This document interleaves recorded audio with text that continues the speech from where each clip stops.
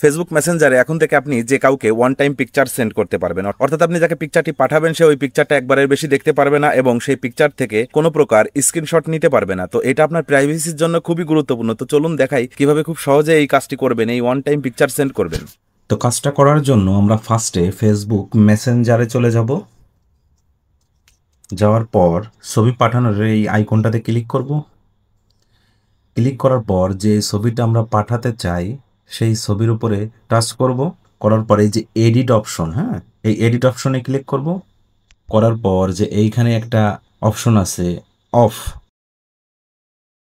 এখানে এই অফ অপশনটার উপর আমরা ক্লিক করে ভিউ অনস এটা করে দিব। দেওয়ার পর এই সেন্ড অপশনে ক্লিক করব। দেখেন, ক্লিক করার পর ছবিটা চলে যাবে, ছবিটা এইভাবে ওপেন হবে। যার কাছে ছবিটা যাবে ছবিটা এভাবে ওপেন হবে, সে এই ছবিটা একবারের বেশি দেখতে পারবে না এবং এই ছবি থেকে সে কোনো প্রকার স্ক্রিনশট নিতে পারবে না। তো ভিডিওটি আপনি ভুলে যেতে পারেন, আপনার টাইম লাইনে শেয়ার করে রাখুন।